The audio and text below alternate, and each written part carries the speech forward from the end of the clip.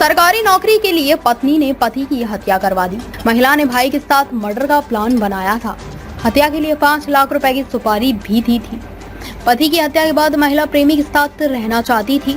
मामला कोर्ट के railway colony थाना क्षेत्र का है। पुलिस ने 3 दिन में ही मर्डर का खुलासा कर दिया। कोर्ट एसपी अमृता दोहान ने बताया कि रेलवे कर्मचारी शंभू कुमार 35 की हत्या में उसकी पत्नी मंजू 30, उसके भाई मनीष 26, महिला के प्रेमी रामकेश उर्फ रेसू 21, सुपारी लेने वाली मोनू 21 और फरदीन 19 को गिरफ्तार किया गया है। वहीं एक नाबालिग को डिटेन किया गया है। पूछताछ में सामने आया कि गला काटने से पहले जहर देने की भी कोशिश की थी, लेकिन नाकाम रहे।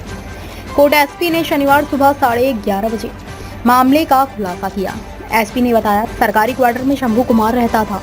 वह रेलवे के वर्कशॉप में नौकरी करता था। पिता नंदकिशोर की जगह मृतक आश्रित कोटा उसे नौकरी मिली थी। उसकी 29 मई की रात को घर में घुसकर गला काटकर हत्या कर दी गई थी। पुलिस को शुरुआती रेलवे कर्मी की पत्नी पर शक था। बदमाश घर में घुसा और हत्या कर भाग गए। इसके बाद भी पत्नी को पता नहीं चला। पत्नी के इस बयान के बाद वह शक के घेरे में आ गई थी। पूरे मामले का चश्मदीद उसका 10 साल का बेटा प्रिंस था। उसने बदमाशों को हत्या के बाद भागते देखा था।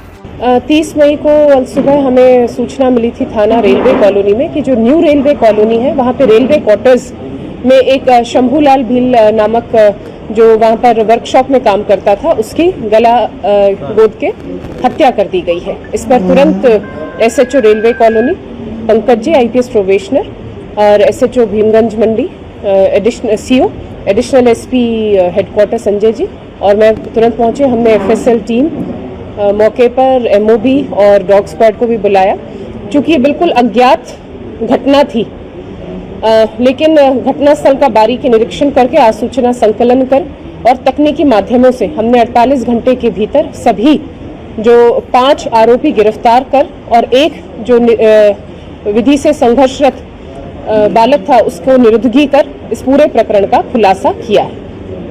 इसमें ये कितने टाइम से इनके आपसी संबंध चल रहे थे या प्लानिंग चल रही थी? इसमें जो मुख्य अभियुक्त हैं वो मृतक की पत्नी मंजू और उसका भाई मनीष है, जिन्होंने ये पिछले 1 माह से ये प्लानिंग कर रहे थे कि इसके पति को, जो पति शंभूलाल को कैसे मारा जाए। जो मृतक की पत्नी है मंजू, वो अपने पति से थोड़ी परेशान थी और उसका एक बाहर किसी के साथ रिलेशन भी था रेशू नाम से।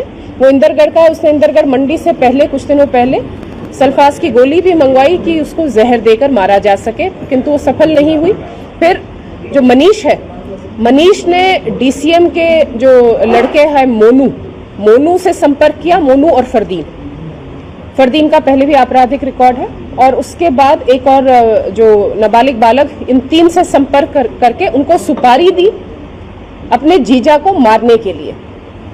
इसमें मंजू और मनीष दोनों का ये पूरा सोचा समझा प्लान था।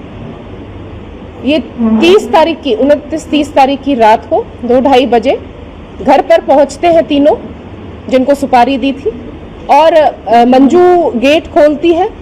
उसके बाद इनके द्वारा गला गोद के और शंभू की हत्या कर दी जाती है। ये कुछ दिनों पहले रेकी भी करके गए थे। 22 तारीख को मनीष के दोस्त बनकर मनीष ने अपने इस घर में बुलाया था। जो साला है वो पूर्णतः अपने जीजा पर आश्रित था और उन्हीं के घर में रहता था। तो अपना दोस्त बनके उसने इन तीनों को बुलाया, मृतक को दिखाया कि हत्या इस व्यक्ति की करनी है। उस समय कुछ पैसे भी इन तीनों को दिए गए और 30 तारीख को सुबह उन्होंने इस जो वारदात को अंजाम दिया और फिर वहां से तुरंत फरार हो गए। तो ये बिल्कुल, क्योंकि आसपास हमें कहीं कोई इस तरह से बड़ा हमारे लिए चुनौती थी कि अज्ञात हत्या है और इसका कारण क्या रहा होगा। तो ये पूरी हमने 48 घंटे के भीतर हमारी जो टीम है जिसमें डीएसटी टीम, साइबर टीम और जो थाने की टीम, उन्होंने अपना 48 घंटे तक मेहनत करके इसमें सफलता पाई। वो बधाई के पात्र हैं। और साथ ही साथ जो इसका मोटिव रहा, वो मंजू और मनीष चाहते थे कि इसकी हत्या करके और अनुकंपा नियुक्ति मंजू को मिले। जो पैसे मिलते हैं उससे ये कुछ और शुरू करे और जो लोन अभी इन्होंने 8 लाख का कुछ दिनों पहले लिया था वो लोन भी माफ हो जाए। ये आरोप कि जो योग्य आरोपी कितने पैसे लगे? 5 लाख की सुपारी की बात हुई थी। पहले लगभग 7,000 पहले जब रेकी के दौरान दिए गए थे, और वारदात के बाद पूरे जब इनको पैसे मिल जाते अपने विभाग से, रेलवे विभाग से, फिर उसके बाद इनको 5 लाख रुपए देने की बात थी। पुलिस को 8 लाख के लगभग। पुलिस को सूचना जिसकी पत्नी ने दी थी या किसको? जो बेटा, क्योंकि बेटा साथ में सो रहा था, तो बेटे ने पड़ोसियों को बताया, जो बड़ा बेटा है, पड़ोसियों ने पुलिस को सूचना दी तुरंत। तो माँ वहीं थी उस समय जब? हाँ बिल्कुल, पूरा परिवार वहीं एक ही कमरे में सो रहा था। ठीक है। जो आरोपी हैं उनमें से एक है 17 साल नाबालिग है, और बाकी सभी बालिग हैं। ये क्रिमिनल 5, रिकॉर्ड है इनकी? एक का क्रिमिनल रिकॉर्ड है। अब एक हमारी जो आपने कहा था ना, ताज़ा खबरों से जुड़े रहने के लिए हमारे चैनल को सब्सक्राइब करें और बेल आइकन को दबाना ना भूलें, ताकि हर खबर की नोटिफिकेशन आपको मिलती रहे।